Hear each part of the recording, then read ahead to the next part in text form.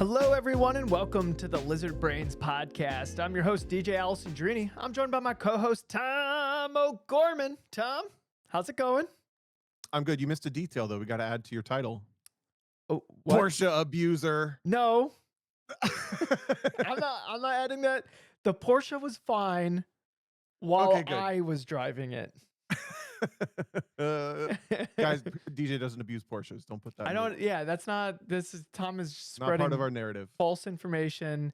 It's just, you know what? Even expensive race cars manage to destroy themselves all on their own, as they do laps around a racetrack.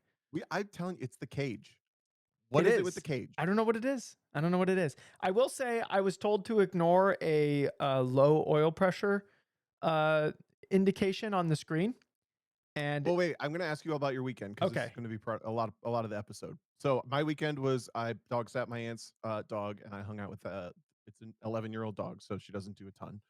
And I hung out and I played Mario Kart because I haven't played my Switch in a long time, and I was packing it up from. Did you play online and all this? I'm like, ooh, I really want to play my Switch. So I brought it down, and I ended up in one of those like K holes of Mario Kart, Mario K holes, where you just like, I can do another tournament, I can do another tournament, and then it's 2 a.m. Pulled that one. What's the tournament? You ever done that? What's the tournament? Is that just multiplayer? You know, the four race pods of races. I don't know. Was it single player or multiplayer? That's what I'm asking. Yeah, I was just playing single player. Oh, okay. I was wondering if you were going against the Japanese or something. No. I was gonna ask what the population is like because a new Mario Kart game came out and it hasn't been like well received. So I was wondering if like Mario Kart 8 still had like a decent amount of population playing because that's probably the better of the two games, though I haven't played the other one. I never bothered to go online. But that was all I did. I want to hear all about your weekend because you had a coaching gig and you were traveling and you were hiking and all sorts of stuff. Yeah, so I flew in on Thursday and I flew in like real early. I had to wake up at like 5 a.m. in Cleveland to like be on the West Coast, which I don't know. I think that was the only nonstop flight. I think that's why I booked that one. But anyways, I was in Las Vegas at like 9 a.m. So the track I was going to is Charleston Peak. It's part of like the Spring Mountain Resort. And so I think the track is in California. It's like right on the border of like Nevada and California, but you fly into Las Vegas. It's only like an hour west of Las Vegas. And so I landed at like 9 and I didn't have to be anywhere until like 4 p.m. So I went on a hike because it's been like -7 degrees here in Cleveland, and it was like 72 degrees and breezy and beautiful in Las Vegas. So I was like, well, I'm not gonna go to my hotel and just like sit indoors. Like I'm gonna go do something. So I went and got some sunburn. But then I got a little bit bored of the hike. So instead of like walking, it was an out and back hike. So instead of an out and back, I turned it into a loop by going down like the cliff edge of the thing I just like walked up the back of. And that saved no time. It was probably took even longer because my legs were wobbly and it was very steep and it was dumb. And what am I doing? But I'm here. That's my legs were wobbly. Well, because it was so steep and it was like a loose surface. So yeah, and I had to like take it slow so Christine didn't end up a widow. So it just took me forever to get down this like cliff face, and I like did so many zigzags. It was actually kind of fun. Me and Tom have been playing this video game called Peak where you have to like find your route and like climb up mountains or whatever. And it kind of gave me flashes of that, Tom, where like you have to find your route. So I was like zigzagging back and forth on this cliff edge, and sometimes I would get to a spot where I'm like, oh crap, there's nowhere to go from here. I'm gonna have to like backtrack a little bit and like try to find like another way down. And I was fully prepared to like go all the way back up from where I came from if I had to. But I found a way down. I just had to like do a ton of zigzags and whatever. But that's how my weekend started. And by the time I got back to the car, I had like noodly legs, which was that was a great way to start the weekend. Honestly, it felt great. It felt great. So, and then I drove the Spring Mountain. Tom, they wouldn't let me in the track before 4 p.m. Is it? I forget. Is Spring Mountain members only, or do they have both members in school? Well, they have a school. They have the that like Corvette. If you buy a new Corvette, you get to go to their school thing, and but But you that's can on a be a different. member of that track too, right? Yeah, yeah. It's like a resort, like private track thing. The facilities are freaking incredible. Like it's probably one of the nicer racetracks I've ever been to. Huh.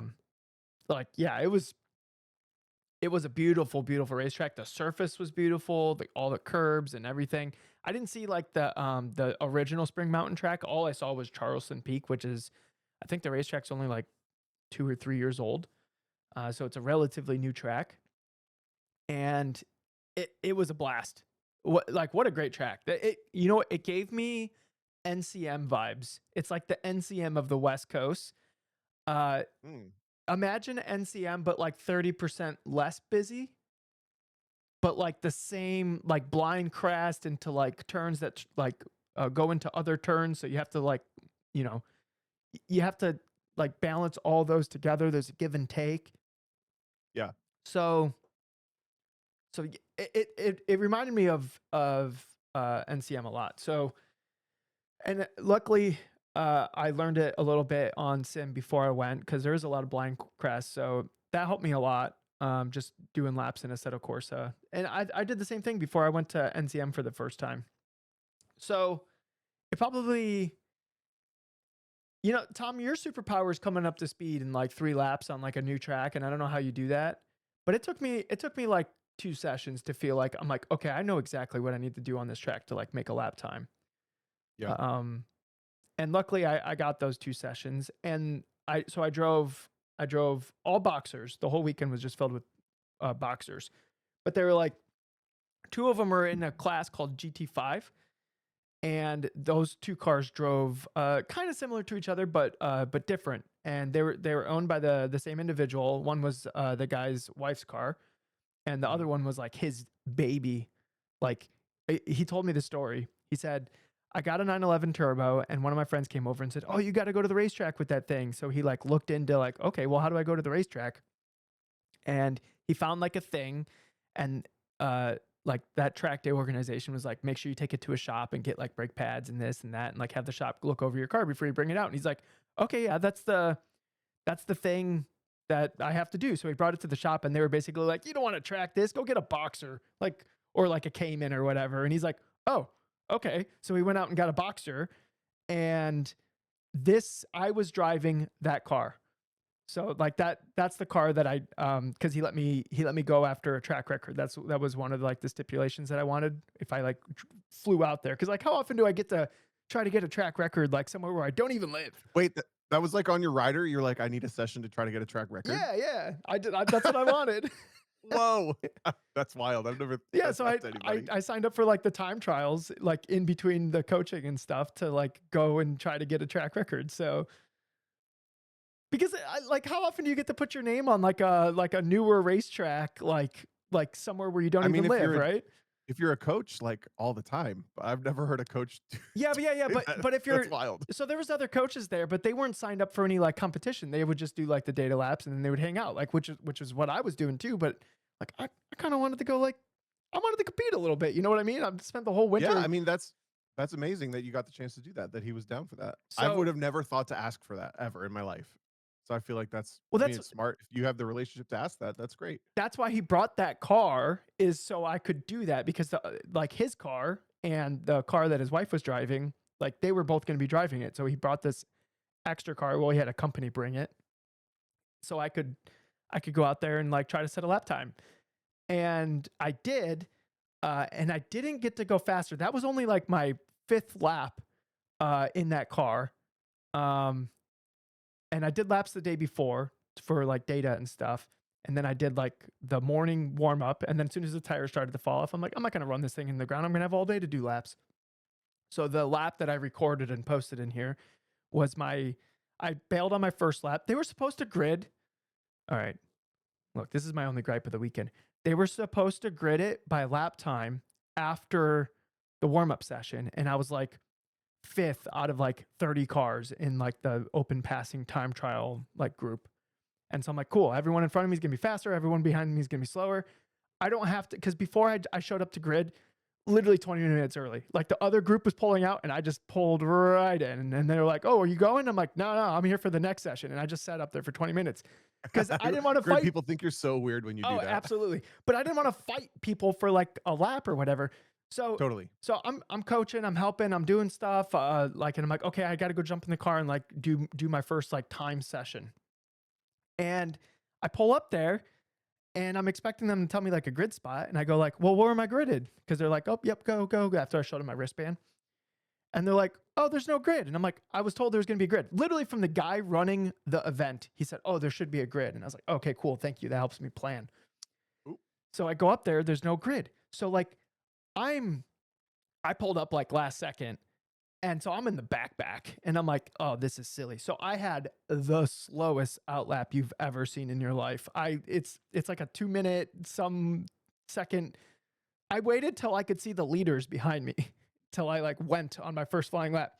Well, the Yep. leaders were in Porsche Cup cars, so they caught me and I didn't want to screw up their lap, so I got out of the way.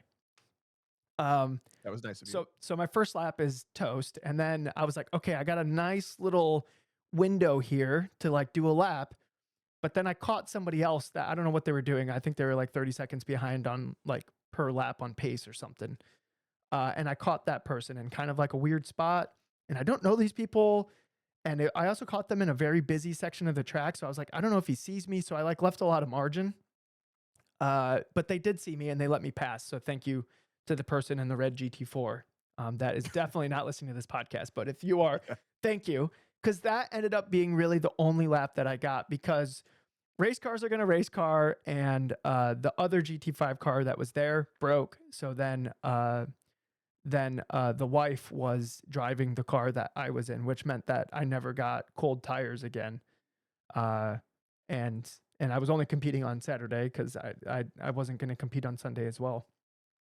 So like that was the only session that I got to do that lap. The rest of them, I went out for some more laps because I'm like, well, I'm here and like there's a car to drive and I might as well. But the track was 3 seconds slower because it's the desert and the track gets hot. Yeah. So it was literally 3 seconds.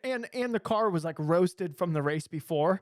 So like I went out on like 30-minute race tires and like track that's probably like 30-40 degrees hotter. So like the car was 3 seconds slower. But I had fun doing those laps. Yeah. Was it also on the Spec Toyo that the Spec Boxers run? No, we were on Hoosiers? Bridgestones actually. Bridgestones. What video did you share that you said Hoosiers are so fun? So for the practice day, the wife's car was on Hoosiers because it was held over from like a PCA event that they did. Gotcha. And they were like, "Okay, we'll just like burn these Hoosiers to the ground because like they're almost dead and like we're just gonna throw them away like after this weekend anyways." So I jumped in. I jumped into that car with I keep saying the wife. I don't want to say their names because I feel like any client should be like a little bit held like secret. Yep. I know like some coaches are like, "I'm working with so and so today," but like I don't know if like they want to know that they're getting help or whatever. You know what I mean? You'll know if you'll know Yeah. from the person. If you don't know already, then it's good to not. Yeah. So I was in the car with the wife. Her car had a passenger seat, which was super useful. I was also supposed to take the husband out in the car, but I don't know if he was scared or whatever. I could never get him in. I was like chasing him around the paddock, like get in. And I couldn't get him in the car because I think you learn a lot, like in the passenger seat, just being with somebody driving around. And my client he's not slow. He's not slow by any means.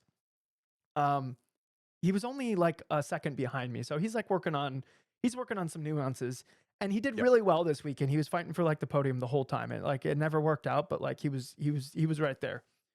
And so he doesn't have like seconds. He's like working on the nuances at this point, which is always fun to coach because that's always a little bit of a challenging conversation of like, okay, well, what is actually missing here? And that I enjoy all the different like aspects of coaching, but it's fun to get sprinkled in somebody who's like pretty quick every once in a while to like really try to like because those conversations are like so they're very like cerebral. Like it's like you're really just trying to figure out like what's the difference in approach and how we can try to change that like the way we're thinking about something to like go after some identified like low hanging fruit. That's always really enjoyable. Like my Yep, favorite I sim agree. coaching is when somebody's actually faster than me, and it's like, oh hell yeah, let's figure this out. Like this is gonna be fun. When I first started coaching, that was really intimidating. I'm like, well, I gotta be faster, but you know what? Some people are really fucking fast, and those people are fast because they ask for help. So, um, but like finding stuff and ways that you can help them is entertaining. Um, Yeah. Is this? I had a couple questions, and if you yeah, don't have profound answers, it's fine. Do you? This wasn't your first like coaching job, I wouldn't say, but was this your first like fly in and focus on coaching one person couple the whole time? I'm trying to rack my brain of another time for a you've done flight, that. yes. For a flight, yes, yeah. Yeah, Where yeah. and going to a track that I've never been to before, that was a little intimidating. But it was completely fine. So So were there any like learning moments for you, positive or negative, of like plugging into a job essentially the first time, or like so not knowing this? I don't. I yeah, mean, the track is a detail, whatever, but just like so I was coaching two people, yeah. and at the end of the day, Tom, I was freaking exhausted. I went freaking straight to bed because it's you're not just like telling people what to do. Like you're their energy. You're like, like if you imagine like a football coach, like, come on, team, like let's go. Like you're running around, you're like helping with stuff. Like you're there to make their weekend better, right? Yep. And you're there to help them get in and out of their car. You're there to do debriefs after the session. You're there to like if they need anything. And it's like a customer facing job, so like you kind of have to be on it like the whole time. And I would say like by the end of the day, I like left the track around like 8 o'clock, West Coast time each time, which is about 11 for me. PM. Yep. Whoa, what were you doing? How late did the track go hot? Like 5, but I was hanging out and just Okay. like I got whooped by a bunch of old men in pickleball. So Okay. So there was like track hangs. yeah, yeah. Got it. Got it. Um yeah, Pickleball. dude, I got destroyed in pickleball. I'm Did they freaking have a terrible at pickleball it. court there? Was it like part of a member perk? Or No, were you guys in the paddock just it was a hitting paddock pickleballs around pickleball. in Yeah, it was a paddock, and then your we'd have to volleys like chase the courses? balls and yeah. Okay. Yep. Oh, my rental car got hit by a pickleball like wiffle like plasticky thing like a million times. And and it was every single Nice. time it was like, that's a rental, right? And I'm like, yep. And they're like, okay, cool. Like then nobody would care. Yeah. Yeah. um, but yeah, I was freaking whipped after all 3 days, but yes, definitely after Friday and Saturday. Um, Yeah. I my client had me do the radio, and normally he doesn't have anybody on the radio. He wanted me to call the green flag, and I thought it would be like GT5 because it was mixed class, and I thought like, okay, well, spec boxer is like the slowest class here, and so I thought it was going to be all the classes, and then my client wouldn't be able to see the green flag, and so when they got split starts, I was like, oh, well, he's going to see the green flag. I'm not going to call it. And then he's like, "Hey, what the heck? You didn't call the green flag." And I was like, "Well, you're looking right at it." Like, and he's like, "No, I because you have a different view of it." And I'm like, "Oh shit, that makes sense." Because I'm in the timing tower, which is like almost above the green flag, so I actually see it like before it comes over the wall, Yep. which is an advantage. So I botched it for race one. I've literally never called a race start before on the radio, so that was a first. I was like, "Wow, that's something I haven't done before." Because most of the time, Yeah. every other time I've coached Tom, it's not on a race weekend. It's like an HPDE or something. Like we're working on like the basics of driving. Um, but this time it was like we had like a lot of racecraft discussions. Like, oh, you need to fill this space here. Like, I can tell you're looking at the car too much. Like, oh look, like this is how this could have played out. Like here, we need to optimize your race starts better. Like a bunch of those different kind of conversations, which was really interesting to me. Yeah. What do you think of go for your story? You were just about to start a good story, I could tell. No, I was just Your face. thinking that just like being on the radio. I was trying to because I didn't want to be too chatty. Uh Yeah. Dude, I never know the line for that either. yeah. And it's like, well, because my client's so nice and I know he's just gonna bite his tongue. Like if I'm ruining his race by like talking too much, he's just gonna sit there and let me ruin the race. And Like, he's not gonna be like, "Hey, hey, hey, shut up." Like, he's not gonna come over the radio and say that. Um, so I played it really, like, cautiously, and then after, like, race 1, it was like, "Hey, you could talk more, like this, that," and I'm like, "Okay, well, if you want information, like, you can request it, like, and I'll happily, like, provide that for you, but, like, I'm like, this is where I'm from. I'm afraid of giving you too much information." He's and then he's like, "I could have a whole conversation while we're driving around, and I don't think it's really gonna affect me." And I'm like, "Okay, how about I don't talk to you in these 2 chicanes and in this corner, but everywhere else I'll talk to you." And he goes, "That sounds fine." And I'm like, "Okay, cool." So now we had like ground Cool. rules, which like we should have laid out before race 1, but like I didn't know. Like, how am I supposed to know what questions to ask if I've never done the thing before? You know what I mean? Right. So now, like the next time I run radio for somebody, I'll like ask, okay, is there any specific parts of the track you don't want me to talk in? Like whatever, because I could from the timing tower, I could see 95% of the track. There was like one corner where I'm like, I don't know what's going on over there. But like the rest of the track, I could see it. So it was like really easy to see That's like what's nice. going on. And so I was giving like lap times when his the car that his the Cayman or the Boxer that I was driving that now his wife was driving because his wife's car broke. So then she was in that car. When that blew its engine, I let him know on the radio. I came over the radio and said, "All right, it's time to test your mental toughness. Your beloved car is on the side of the road. It's fine. It just has a blown engine, but I need you to finish this race strong." And he comes over and goes, "Copy." And Damn. dude, he beast moded it. He beast moded it. There's a $20,000 invoice sitting on the side of the racetrack, and he just like finished out the race, no problem. I was pretty impressed actually. He could obviously see it. So you Yeah, told yeah. him because I okay. didn't want him wondering what happened, so I just told Yeah. him. Like I just told him like, "Hey, this is what happened. Like your car's fine, but like I still because he was in a pretty heated battle. Like he was catching the car in front, but he was getting caught from behind. And if he just kept doing the laps that he was doing, he was going to be fighting for the podium at the end of it. But he needed to Yeah. keep doing those laps. So I didn't want him to stop doing those laps. So that's why I crafted my radio message to be like short, succinct, and also this is what I need from you. And he freaking did it. And that was a good feeling being like on the radio. Yeah. What is POC like? I've heard of these events. Porsche Owners Club is what it stands for. Yeah. I've heard of them. They're only West Coast. Is it only California, Vegas, maybe? But yeah, I know nothing about them. Everyone knows everyone. Like everyone. And Yeah. it's a pretty affluent group. Obviously, they're racing a bunch of Porsches. Um, Sounds like but there were a lot of people if he was in a podium battle that was the meaningful enough that he had to work for it. dude, there was 30 cars in the class. In the class? Yeah, Holy cow. I know. I was jealous. I was like, damn, I want to be out there. The They're top, pretty straightforward cars, right? Like the box when you say yeah. GT5, it makes it sound extreme, but they're like Well, basically no, ST5 cars, right? he was racing Spec Boxer. GT5 was like the other class that was out there, and then there were some other like single cars that were like basically doing an HPD. They were in a class all by themselves. Yeah, yeah. Okay. But GT5 had like I don't know, like 5 or 6 cars, and then the rest was like Spec Boxer. I wonder what Spec Boxster costs to really run. Did you get any Expensive impression? apparently because apparently the transmissions blow up all the time, and They do, yeah. the engines are getting harder and harder to find because they use the 2.5.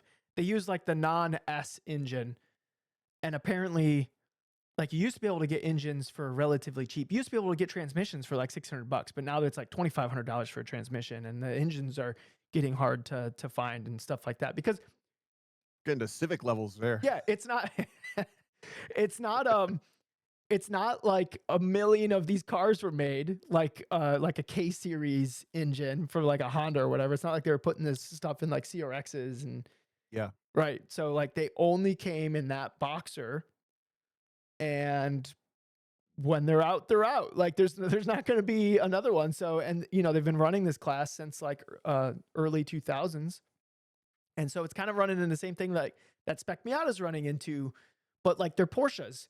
So like, things in Spec Yeah. Miata are getting more and more expensive because it's like getting harder and harder to find stuff. So like it's the same thing When I with was Spec Boxer. right, when I was running the Champ Car Boxsters with Rockwell, the transmission was really the only like ground rule. Like you need to think about taking it easy on this. And there were some drivers who like couldn't heel toe or they would shift too fast or whatever. It's just walking on eggshells because you never know if it could go, and they know that's the fragile point, right? Yeah, Um, apparently they um, just um, blow up. yeah, I asked back when they announced Spec MX-5 as like a club racing class instead of Yeah. just like a pro ladder thing. If there was like, you see the train coming down the tracks, if you're going to be like running out of NA and NB parts to a Mazda person, and they're like, no, no, it's not about that. We just think people want to race, a different thing maybe sometimes. I'm like, I feel like you should be thinking of it that way. Yeah. You should be trying to get people out of their Spec Miatas if they really want to, Now, push forward. obviously, if there's enough of them, the aftermarket can come in and like help Yeah, supplement those parts or whatever. But like, how many spec boxers are like? It's really popular on the West Coast. Obviously, there's 30 cars in a class. Like that's like that's like spec Miata level participation, right? yeah. But like, I know there's some in the South and like the Southeast, like East Coast. There's like some because my client was talking about doing Road Atlanta with like PCA. They do spec boxer, and I think they use like different tires. Um, but I don't like how many could there possibly be? Like 200, right? Like how many spec Miatas are there? There's probably like over 1,000, right? Oh, there's got to be more than 1,000. Yes. Yeah, but like what I'm saying is like the aftermarket kind of makes sense for like if you think about like every probably the biggest class in every regional race is spec Miata, right? Yeah. So like the aftermarket makes a lot of sense for there. But if you're only making a part for 200 spec boxers or whatever, uh how many of that part are you going to sell actually? Like the margin has to be worth it for your your engineering time and then the capital cost of like having the thing and then also having some in stock because racers like when the stuff breaks like we need it right away. You know what I mean? So like Yep. yeah, so like what like well, how much would you have to charge for that? It's not going to be any cheaper than it is used right now. So yeah, there has to be like a precipice, like jumping off point where like Sure. somebody making aftermarket. So I don't know what the future of the class is. I was asking because we went out to dinner on Sunday in Las Vegas, and dude, we had the best sushi ever. It was so good. I Oh, don't really? yeah I don't remember the name of the place, but like I was like wow this is I didn't know it could be this good. Huh. Yeah, it was like $80 I have a for a Vegas sushi. single roll. Jesus. Do you know what it was called? Was it in the Caesar's Palace? No, it was in the Win. Is that the one with the fountain? It was in they all have fountains. Oh, you're talking about the big fountain. Bellagio. That's Bellagio. No, this was in the Yep. Win. I don't remember what the name of the Okay. place is. I was just following people around. I was a follower. I was Did you not a get leader. SEMA like flashbacks? Yeah, a little bit, a little bit. Trade show. Don't talk to me Yeah. about my brake pads. My brother's in Vegas right now at the convention center for a trade show this week. Oh yeah. I gave him my little rundown of like trade show Vegas. He'd never even been to Yeah, Vegas yeah. at all. But Yeah, it was a here's your sushi do's and place. don'ts. It was a sushi place in the Win. I don't know, like I'm sure there's not that many of them in there, so it was that one. Yeah. But yeah, it's like it's a place that I would never be able to afford on my own. So I had a great Right. time. I had a great time. It was super fun. I had fun coaching. I had fun driving. I had fun learning a new track. Met ton of new people. I was asked to come do their. They have like a sim racing league. Uh, Nice. so they really, really Honestly, they really want to lose, so they invited me. I don't know what that's about. So it just clicked. If you go to the hosted sessions in iRacing, there is almost always a POC Porsche Owners Club session hosted for some practice for something. And it just clicked. It's obviously that group. yeah, Duh. yep. It's that group. It's like a West Coast based group, and yeah, there's a But bunch of cool people and interesting. Like I was trying to like feel out like how people like made their money to like be able to afford to do this, and it's like, dude, yeah. it's like random stuff. Like it wasn't anybody that I was eating dinner with, but apparently they developed like a different way for banks to communicate to each other, and now like that dude's set for life, Huh. and it's just like, oh, cool. I'm glad glad that helped, but it's just like random stuff. Yeah. It's like it's like Yeah. stuff that it's not like it's not anything that like you would ever hear of or think of or whatever, but it was something that was useful. It solved a problem. And now they're in just like this really great, comfortable spot. So Yeah. yeah, That's cool. yeah. Can I tell my sushi story from Vegas real quick? And then I have another question about your weekend. Yeah, sure, go ahead. At SEMA, the first year that I went was mostly because of track night, and we had gotten track night off the ground, and SCCA was going for a bunch of meetings and whatever. They brought me out and they wanted me to be a part of stuff. And during PRI, all of the people, like the 5 core people, I would say, that got track night off the ground were there. And Hayward took the 4 of us to dinner and himself to this really good sushi restaurant in the Bellagio. And it was the same kind of shit where, like, you look at the menu and you're like, I could never afford this. Dude, But he told us, this, you guys have put in so much work. This program has become a huge success because of you, and we're going up. So don't even look at the prices. Like, like, this is like a celebration of our year thing, right? yeah. And at the end, it wasn't that good. And all of us didn't want to say it. But But everyone knew. so then, like, the next day, we mentioned it, and someone was like, "It's just, I think it was kind of a letdown."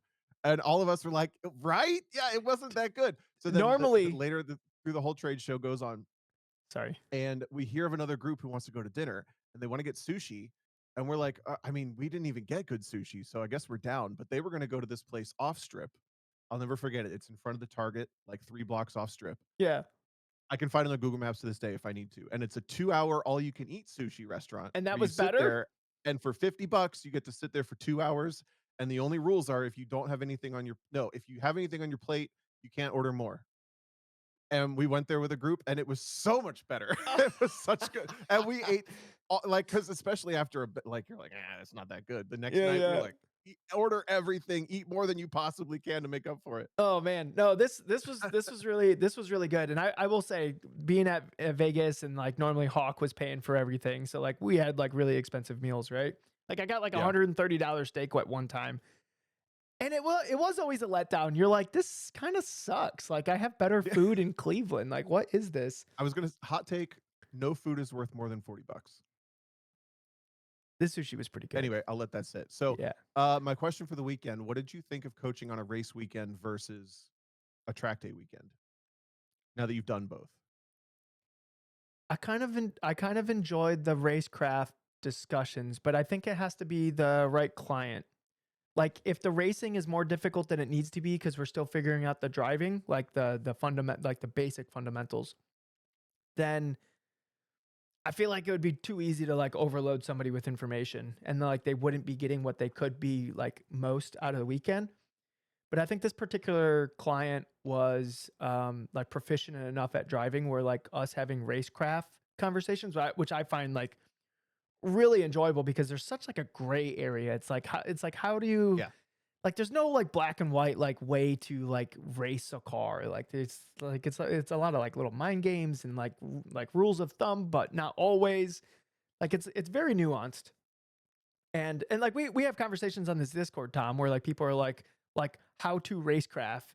And we had an episode 151 and we talked about it a little bit last episode as well, where we like tried to cover it, but like we're kind of scratching the surface. Like I bet if like enough interesting questions come in, like maybe eventually we would get like to the bottom of like a racecraft discussion. We But would like solve racecraft. we could Yeah. solve it. Like we could turn it into an AI algorithm, and then like maybe the AI in iRacing will like actually race you like a human instead of just being in a big, weird, predictable line of cars that get out of your way.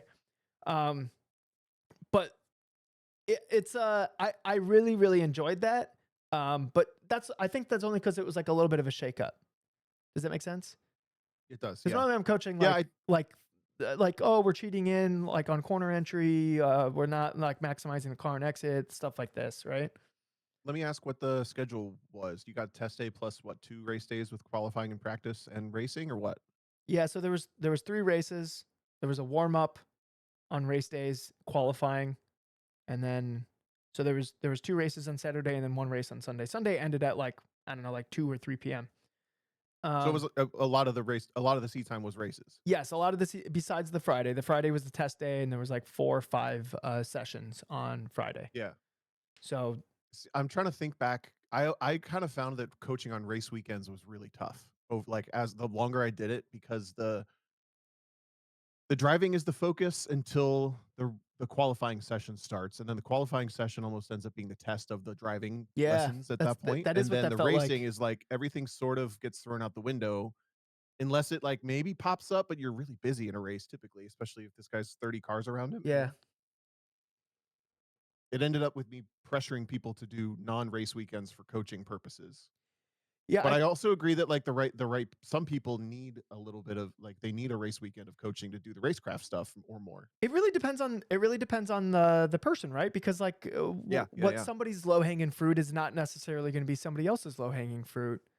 And there's still low hanging fruit with like just like setting a lap time. Um, but like I feel like what would give like this particular driver the better placings would be like for it would be race starts. Like we kept like my client wasn't like rolling on the car at all in front, and the car in front was like rolling, like, you know, they'd be going 35, 36, 37, 38, 39, and then the green flag would come out and my client would be doing 35. And then everyone would kind of just be rolling on him, and then the race would start, and you'd get swallowed up a little bit, and it kept Yeah, happening. yeah. So it was like it's like all right, we gotta work on that, and then we tried to do like a brake drag to like release, but like it was just like a little bit of brake and a little bit of throttle, so it wasn't really doing anything. So like there's like different like things that we have to like figure out, like and you know, maybe I have to figure it out on my end too, because I feel like we should have drove around in the paddock like like doing this brake and gas thing at the same time. Like I'll just like hold on to the cage and we'll drive around the paddock, and I'll like yell at them or something like while it's happening or whatever to like get the right feeling in the car Yeah. for when the whole thing's loaded up and you're like taking the green flag, right? And you know, there's ways we can work on that in iRacing and stuff like that, but it would have to be a league, because in officials there's never a green flag. It's just when the leader goes. Right. So like you don't, Taylor suggested maybe he should get someone to call the green for him. you know what? Taylor, that was great. You know what? I dropped the ball one time. Never hear the end of it. No. Uh, but yeah, I do think like what you said, once the racing started, we couldn't really talk about the laps anymore. Like we would Yeah. have like, hey, you're doing that thing again, like stuff like that. Uh, but So a something I race do is when not I'm a race is not a good right. time to like experiment and try new things. You kind of just have to put No. together what you have already figured out for the weekend, right? Yes, that's what I was going to say. Whenever it turns into a racing situation where there's no race happening, but it's a race session, I try to remind them over the radio, if there is one, the thing that we were talking about most recently up to the Mm-hmm. racing, you know, like focus on if it was a specific corner, brake point or brake pressure technique or something, you know. Yeah. Just to at least pivot their mind back to something, but I never got feedback if that was positive or negative. It's just something I thought, okay, now we're just doing laps. Let's focus on something other than the lap time. Yeah, there was a fast, scary corner, and we were focusing on using the throttle to take up the rest of the space on the track. Yeah. And at one point, my client was he had a good distance behind him, and then the couple cars in front of him were kind of like out of reach, and it was toward the end of the race. So, and I had a good view of this corner, so I would be like coaching him on that corner specifically, like, hey, you can get on throttle earlier. Like the car looked a little lazy in the last like 5 feet up to the exit curb, stuff like that. And then you know 2.5 minutes would go by, and then I would see him again, and then he would do it a little bit better, and I'd give him some feedback on it. And then so like we got some work on just like in that particular race. But yeah, for the most part, like you can't like experiment a whole lot, Yeah. because like what are you gonna do? Like get the car into a snap, and then you have to gather it up, and you lose like 2 seconds in the lap, and now all of a sudden you like drop back like 8-10 positions.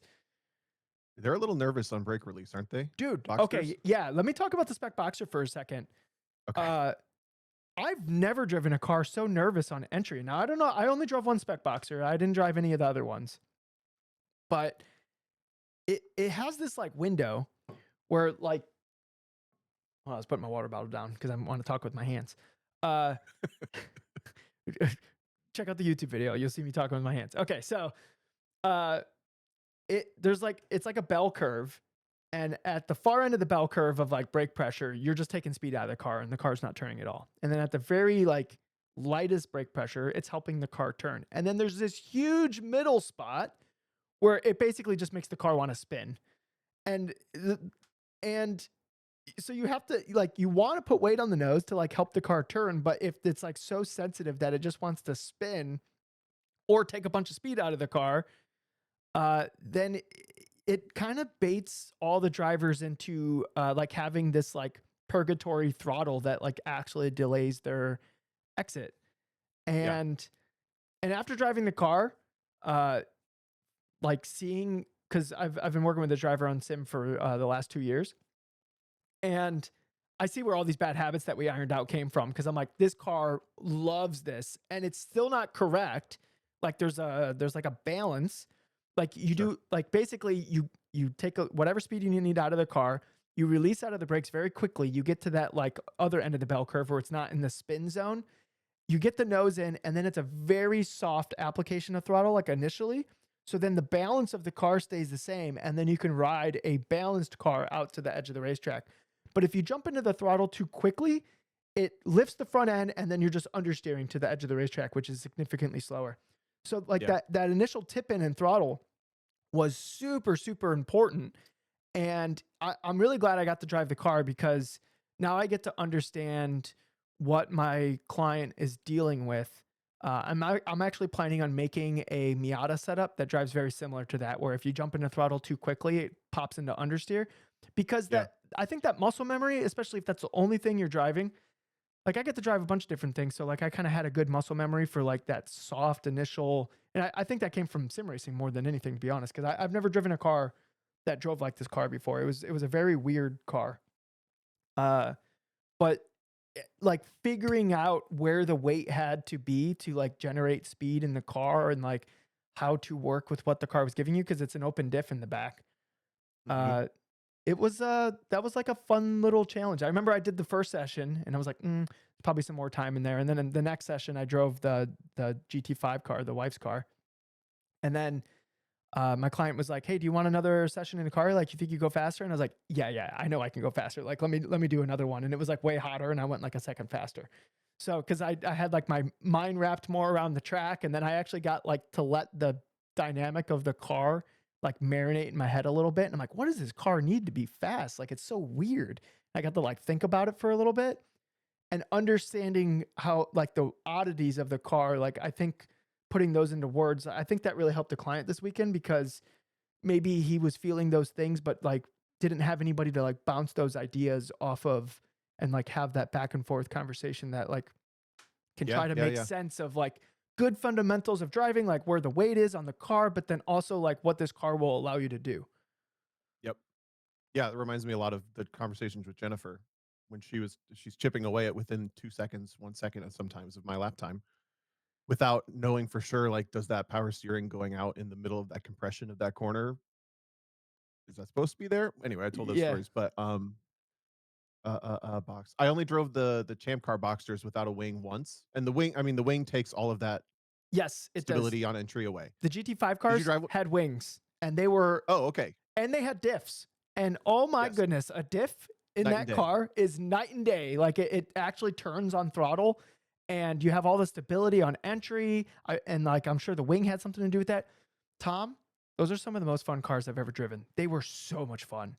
They're really fun. I drove the one without aero at Road Atlanta and Watkins Glen, and the Road Atlanta one was like basically the same as the car with the wing, except it wasn't scarier. It was completely fine. Yeah. But then I drove that car at Watkins Glen and up the S's for some Ooh. reason. It was Yeah, just like, yeah, "Ah," and I mean, it's like going 100. They're not fast. You're doing no, they're not fast. 115 miles an hour or 12 No. miles an hour or something. But yeah, when I drove the one with the wing on it right after that, I was like, "Holy cow, that thing is doing a lot." And Yeah. also I'm going so much slower because it's just giant 9 lives just hanging off the back of the Yeah, thing, yeah, creating yeah. a parachute. But yeah, I today I was looking on Facebook Marketplace for like old boxers. I was like, now that I know what they can be, like, what does one of these cost? And I looked and I was like, nope, nope, can't do it. They're Even fair. old ones. Yeah. I think the Yeah. transmission feels like garbage in those cars, though. I would Yeah. not want to daily drive Well, that. so these had like aftermarket shifters on it. I like the one on the wife's car much better than the husband's car. The one on the husband's car was like it was like a very long shifter and it was like right next to the steering wheel, but it was like way more physical somehow than Yeah. and I didn't like it. I felt like the left to right throws were too long, and then the front and back throws were too short, which was like Mm. an odd combination. I wanted it like kind of the middle way, and then I wanted it like longer on the front and back and shorter on the left and right, if that makes sense. Yeah. I don't really understand aftermarket shifters, but that's, I think, a conversation for another day. What was Sounds like cool it was a good weekend. Yeah, Go what was ahead. cool about the hybrid shifter in my Civic is I could actually pick the length of the throw front and back and side to side, so I could, like, make it exactly what I wanted, and Yeah. that's the only shifter I've seen that does that. I'm sure there's some other I was gonna ones, say I never heard of that. but, like, it was nice. You get to pick exactly what you want. Mhm. All right. Well, DJ's moved on from his Spec 3 aspirations and will be shopping for Spec Boxster rides. If anybody has any other connections, I'm I'm also the last looking time it worked and you raced a Spec 3, so I'm just going to keep throwing it out there. Why not? I'm also, looking to move to the West Coast where it's never winter. Yes. DJ would like to live in Pahrump, Yep, Nevada. maybe not there. There's nothing in that. The only thing in that town is, like, the racetrack, I think. It's, like it's weird. Out west, like, the middle of nowhere on the east or, like, the Midwest is not the middle of nowhere. The middle of nowhere in Nevada is, like, actually the middle of nowhere. Like Yeah. I'm like, "How do they have electricity and water out here?" Like, I'm confused. 'Cause it's so far I out in the heard middle of nowhere. Yeah, one of the guys I coached in Radical Cup a couple times had a house and a car and a membership at Spring Mountain, and he said that they had a bunch of like off-road trails that after the track goes cold, they would hop in like one of their trucks, which was probably like the fanciest Raptor you could ever imagine, and go on these off-road trails and then like park at the top of a mountain and watch the sunset and stuff. So Yeah. it sounded like an amazing It's facility and it's really place to nice, go, yeah, but it's really yeah, I nice. guess they get to charge a lot for it. Um, Fun fact What's that? from a couple minutes ago. Mazda, according to the AI overview on Google, es- uh, uh, estimates there are approximately 5,000 Spec Miatas Wow. that have been built over nearly 20 years. But Reddit says that there are estimations of roughly 2,500 active Spec Miatas 3 years ago. So only So half of them have died? as of three, That's I was going to say only half of them have been killed between the AI overview estimation and the Reddit estimation in the last that's a 2017 look, if years. those numbers are remotely accurate, I'm actually impressed that only half of them have died. Yeah.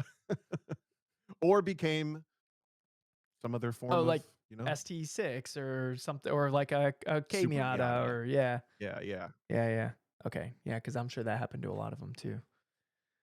But yeah, it was a good time. Thanks for asking the questions, Tom. Mhm. Yeah, and I think I'm gonna go to Chuckwalla on April 10th. So another track that I've never driven before, and I don't know, That's the maybe one we're saving our pennies for. oh, that we're gonna buy. Yeah, it's for sale. Wasn't Yeah, that the one we talked about? yeah, we're gonna have to sell more Lizard Brains merch. So in the description, you'll see a link for T-shirts and stickers, and this all goes toward our effort to buy Chuckwalla, the official Lizard Brains track of the next decade. And while we're plugging, we have a 3-hour endurance race on Sunday, February 15th called the Fun Chicane 3-Hour. It's in iRacing, and it's presented by Hooked on Driving Mid-Atlantic. You can join the Discord and get more race information about it. But we had our first practice session last night, and there were like 30 people in there, so I'm super excited. And we had basically an even spread across all 3 classes again. Yeah, and So I'm really Diego was looking optimistic about that fast. race being a big deal. I Diego was told him faster after, than I me. was like, Yeah. "He lit the fire. The next Mm. 2 weeks are gonna be Yeah, Diego. hardcore." Yeah, Diego, you should have sandbagged a little bit. You just unlocked 30 hours of practice in DJ. That's how that works. No, I couldn't end up with a setup I was happy with. Like felt like I was sacrificing a section on the racetrack. Any setup change I made, so I guess I just have to figure out which section I want to sacrifice for like the raceability and like the tire wear. Yeah. And then, but like every change I made, I was like, oh yeah, this is better. And then I would get to a different section of the racetrack. I'm like, ah, this sucks. So like, I don't know, maybe I'll find like a happy medium or whatever. But that was the first time in a very long time driving that racetrack, and first time in that car. So I'll figure it out, Diego. I'm coming for you. So better watch out. But I think I found the class. Because I told you I wanted to do the class that I'm most likely to lose in, and if Diego stays this fast, I think that's the class. It would be a Diego DJ showdown. So that's fun. I can't decide if I should tell you the bad news or let you Uh-oh. focus for a little while. What's happening? Diego may or may not be able to make that race. Oh my goodness. You gotta put the Golly. pressure on him now, No more traveling. You got to keep DJ motivated. What is he gonna go like drive real cars or something? I don't know. We'll badger him later. Yeah. Do you want to answer a question before you have to run? You have about what 15 minutes before you got to get coaching. Yeah. Sure. Let's do a question. You got one? Oh, I gotta do the thing. Emails. All right. I'm gonna give me a chance to try. Well, I had one, but I realized it's the newest question. Maybe I should double check. Too late. I'm taking too long. So this is from Klaus earlier this week, and the question is: I'm having a hard time matching my race pace to my practice/qualifying times. Part of it is I'm only driving 95% during longer races purely to survive, but even when I try to push, my pace just isn't there during the race. It's also frustrating because I typically qualify really well, but spend the entire race defending and rarely ever get a chance to overtake someone unless they make a mistake.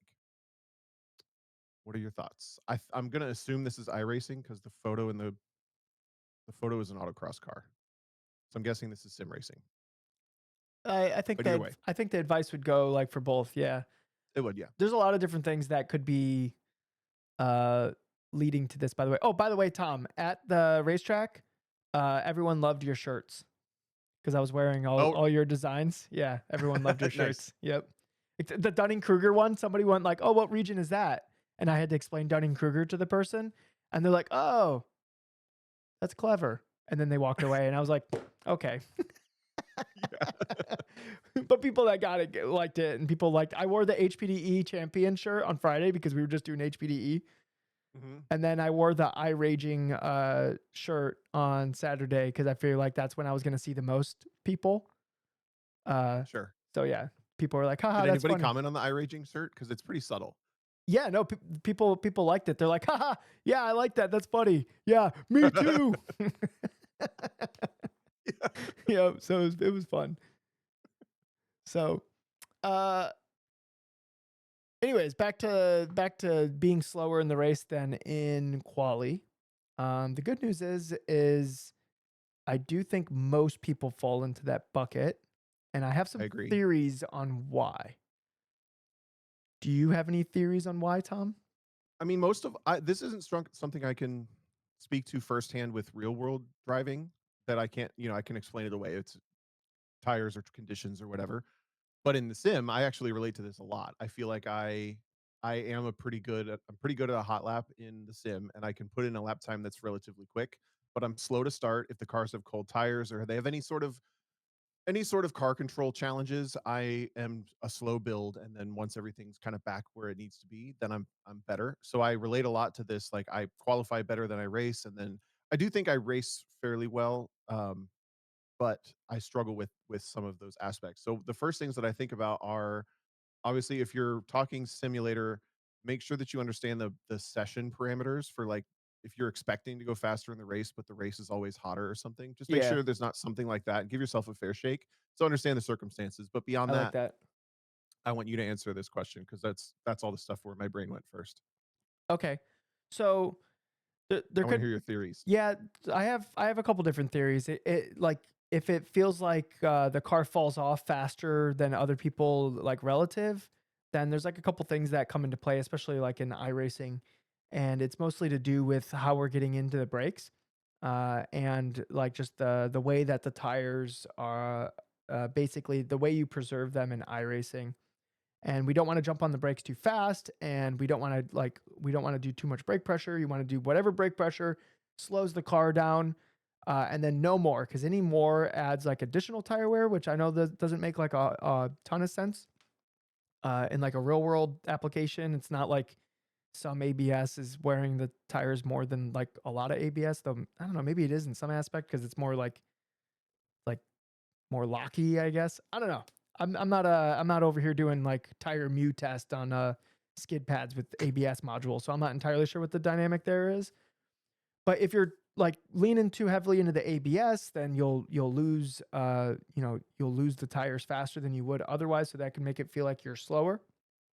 So you would fall off pace faster than other cars in relative. But if you're just setting slower lap times, one could just be the fuel load, and obviously if the car's heavier, you're going to go slower. The other one that's probably the most likely is that we aren't looking through the cars at our references and we're looking at cars too much. So you're literally trying to do the same laps that you normally would do with less information, because if we're not getting our eyes through the car at and looking at the things that we would normally look at, then we're trying to do the same thing with with like it, imagine all the things you look at in a quality lap and just setting laps in general, and then remove half of those things, you're going to go slower, right? So we Yeah. need to be really diligent at what we're looking at, even when we're racing, and you shouldn't be looking at the cars around you too much. Yeah, and I think that's also what you're thinking about. If you're thinking about the other cars, you're probably looking at them. Yep. But if you're thinking about the reference points that you need to hit to go as fast as you're going, I think it almost doesn't matter where your eyes wander because your eyes can be kind of picking up all that information equally. But if your brain is present on the break points and the reference points and the track outs, and you have the visual of the corner without other cars on it, and you can kind of Yep. visualize Yep. that. Yeah. I like the way you put that actually, because I think that takes your eyes to where it needs to be when it's important, but also it's not literally like think about where you're looking the whole time. It's think about those reference points. I don't want to say vision is obviously vision's so important, but I like I the think way you they're put way it, more because related. Yeah, go ahead. Sorry. sometimes you can, like, you don't even need to see the thing. You're like almost looking through the car at where the thing would be, and Yeah, then your car ends up in the right spot, even though you like never actually saw it. But it's your I like the way you put that, because yeah, it might not be actually seeing the thing. It's just having the focus of what creates a fast lap here and not getting distracted by the cars on track is probably like that's probably the most concise way to put it. And I have a yeah, feeling that's probably the spot that 90% of people fall into when they're like, "Yeah, I qualify well, but I don't race very well." It's like putting together a quali lap in iRacing is pretty tough. Like you only get those two shots, and and there's also like I I think I don't I wouldn't say I pass someone every race. You know, if your measure of I don't race very well is you always lose positions, that might be fair. But if it's I never get to pass anyone, then maybe you're. I mean, you can work on your pace a little bit. I don't know.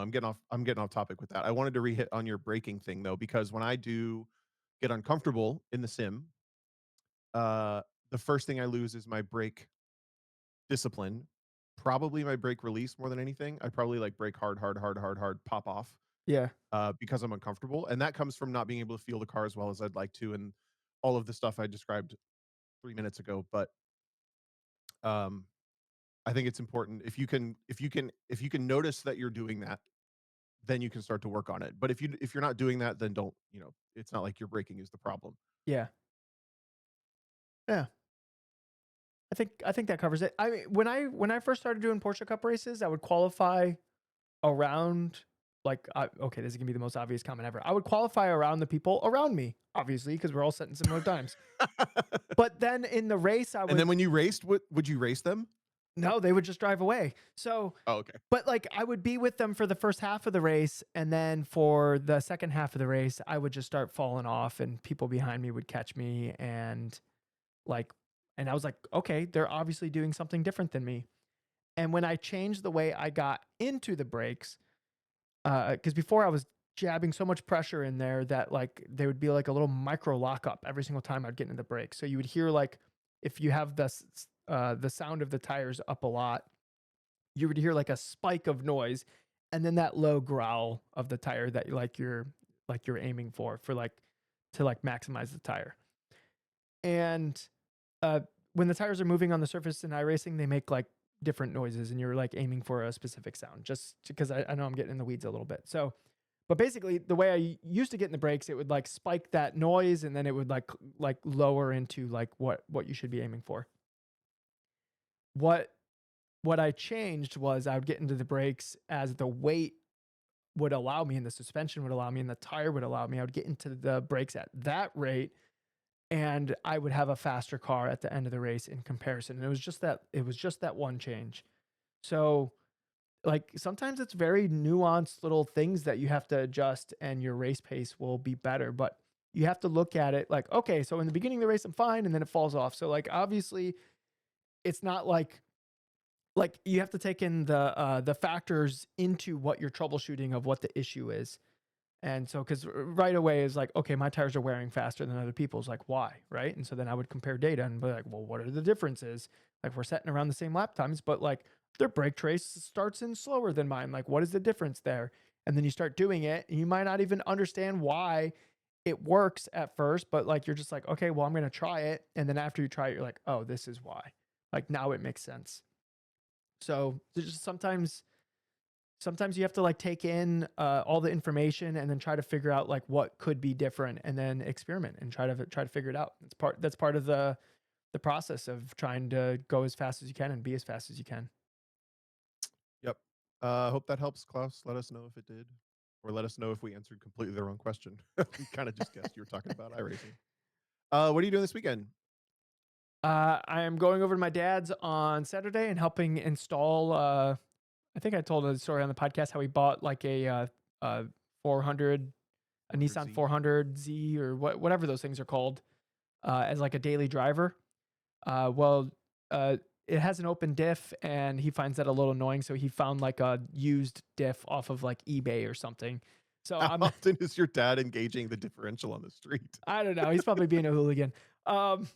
So I'm going to his house on Saturday to install the diff, and then I'm going to be doing a bunch of testing and stuff for our race, the fun chicane 3 hour. Yeah, that's basically what I'm doing for the weekend. What about you, Tom? Mine's going to be chill too. My goal is I have 4 giant boxes sitting just outside my door, which are all full of sim equipment, and my goal is to get it set up probably this weekend. I don't want to interrupt my week.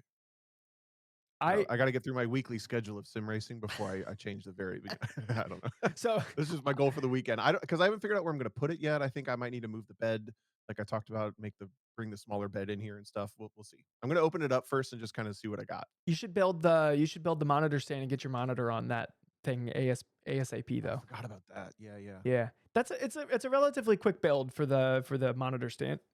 It was a way smaller box than I thought it would be. It's only like 3 pieces, so yeah, okay. 5 pieces. It's 5 pieces altogether, and then you got like some bolts and some brackets, and that's it. It's a relatively simple thing. And then your rig that you got is like mostly all one piece. So like I don't think that will take that long. So I'm planning on doing the same thing. Me and Tom got a care package from Logitech, and we're doing a review on it. And so I have to like set all that stuff up too. I actually got my VR headset because I'm not gonna dismantle my existing rig to like wheel this thing up to like my monitor and monitor stand.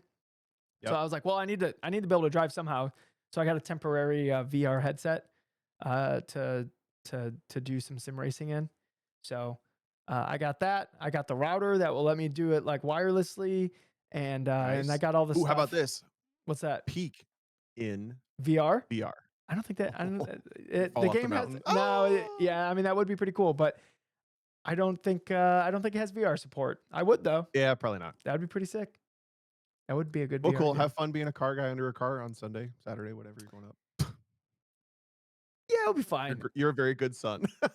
My dad helped me put the new diff in the FRS, so I feel like I have to go over there and help him. That's true. That's true. Yeah. It's I know how it is, especially when it's like because my dad has a lift and it's kind of heavy and it's a little bit dangerous. Oh. So, well, we have like a thing that like lifts it up or whatever. Taylor goes, puts diff in dad Z, still open diff NC. You know, that is true. Love. Yeah. I saw a diff. No comeback. Yep. I saw a used diff the other day on Facebook Marketplace. It was only like $500, but the problem is like when it's a used diff, it could just be like basically an open diff anyways. You almost have to buy a new diff if you're gonna put a diff in one of those cars because the OEM ones like wear out so much, and I just don't want to spend $1,500 on it. So yet. I think it's it's gonna stay exactly the way it is for the moment. So all right. Well, thanks everyone for joining us. Tom, you got any finishing thoughts, or should I hit the button? You can go ahead and Go ahead and hit the button. Okay. Easy for me to say. Yeah. Thanks for joining us, everyone. Thanks for hanging out. It's only 2 weeks until the Fun Chicane 3 hours, so get in there, Lewis. Love your hair, and I hope you win.